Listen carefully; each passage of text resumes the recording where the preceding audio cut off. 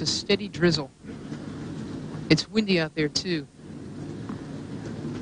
It's not perfect conditions, and as Jan Tiriac, always an interested spectator, watches on. Foreboding is the weather, he looks, doesn't he? He's not that way, though. It's an image. Believe me. Tiriac has said in the past that he didn't think McEnroe could ever come back, but I know that even he is surprised that John has somehow been able to find it in his heart to want it again. Talk about surprise. One of the surprising stories of 87 or 88 will always be the fact that he won his first tournament coming back in Tokyo over Edberg in the final.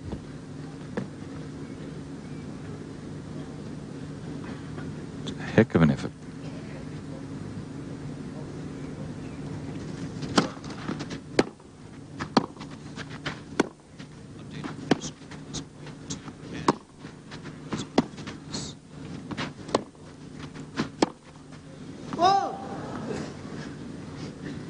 On serve out on court number 1, Cash 2-1. He started out serving. Number 4 seeded player Chesnikov from the Soviet Union, 14. But they're on a clay court. As you know, Cash is not at home on clay. But he's in the round of 16. McEnroe is taking his time, as you see, strolling around. It's raining hard again. He wants it to be called. It's raining as hard as it was when Nicole Provis asked for the rain to stop, for the match to be discontinued. Let's listen.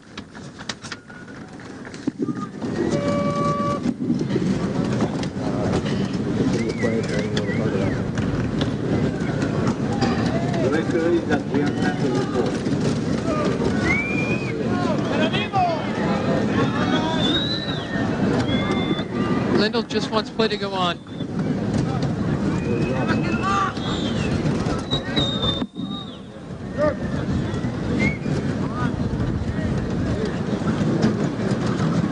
There's Richard Kaufman in the chair that McEnroe is appealing to. The umbrellas, as you see in the background, they're all up. Everybody is trying to protect themselves from the rain. It is the referee of the championship who's got to make the decision. Did you hear that? A fan just said, play tennis, McEnroe. I'd like him to come out here. They've waited 2 days for this. John wants the referee to come out and see the rain himself. I'm not going to play on until he comes out. I don't see any reason to play. This is absurd.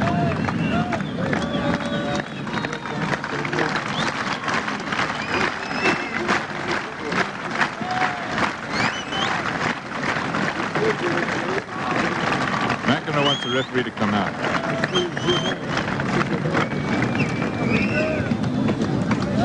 No reaction from Lendl yet. He's just out there in the receiver's position. He is, I guess, ready to play. Consummate professional. As far as he's concerned, he'll do whatever the officials say. You see that shake of the head. Court 1, they have continued to play. No protest from either player on court 1, and here comes the man who makes the decisions.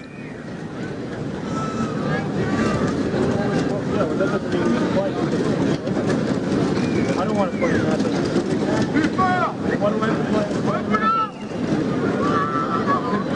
What give you the idea that we can play under these conditions? Have you ever played before under these conditions? What do you know? So why aren't you taking our opinion?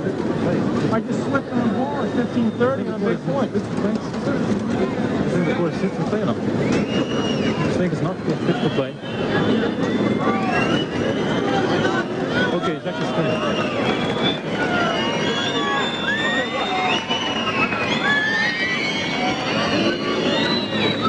I wish I could put in perspective for you how hard or softly it is raining. It's coming down quite clearly. It is not coming down hard enough to wet the court now, to where the players would slip on the court, although McEnroe has said that he did slip. Now that may affect you would definitely slip on the lines. Absolutely. It's funny, these fans really want McEnroe, but they want McEnroe, but they want McEnroe to play. The same, and I think we can continue. your judgment, yes? It's your judgment? Okay. Well, in my judgment, when it's raining, it's difficult to play, but it stops, it goes, it stops, it goes. So it's tough for me to decide when it stops or it's too hard. So your judgment is to continue? My judgment would be to stop.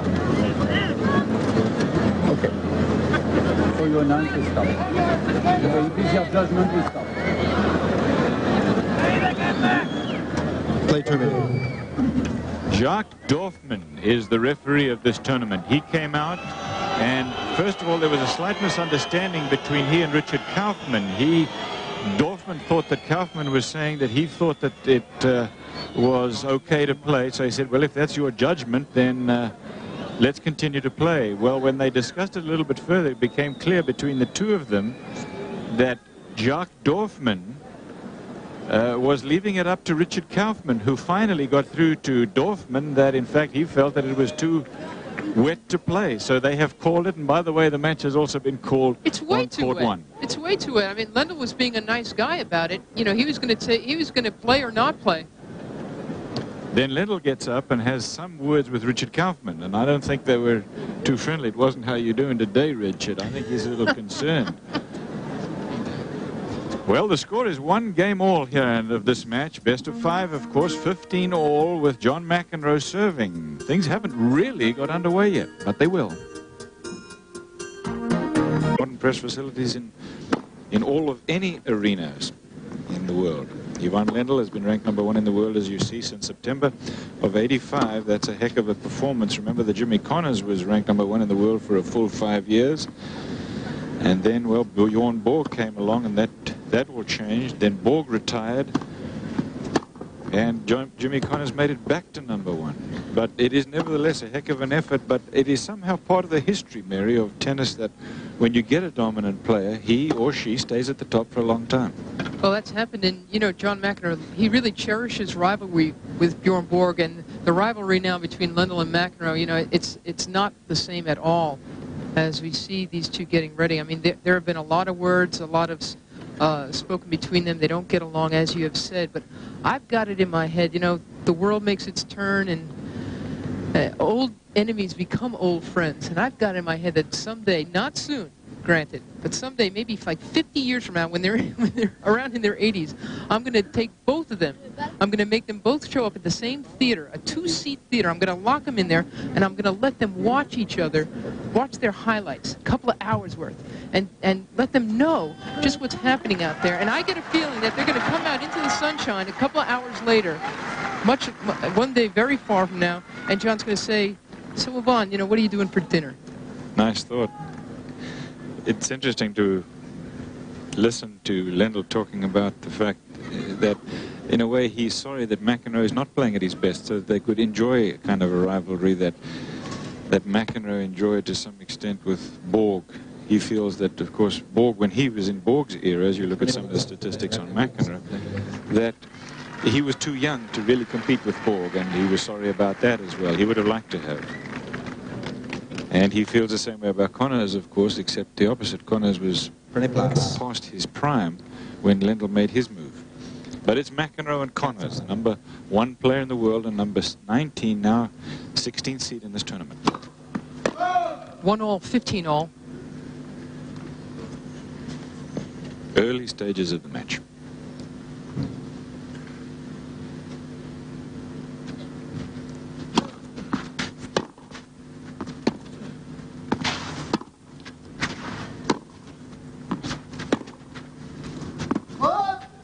Cans.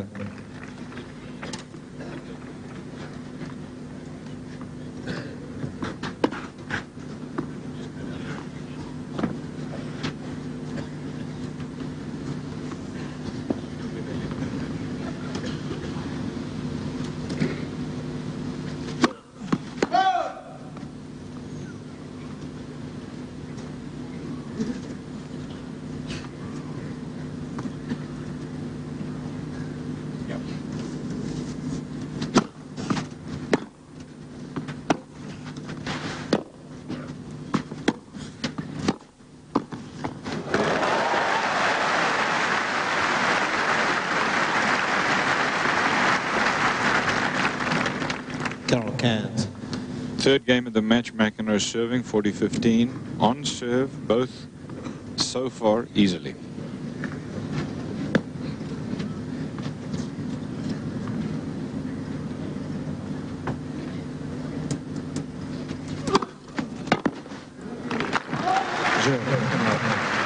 McEnroe 2-1. First set. This is best of 5. Live picture from the French Open Tennis Championships in Paris.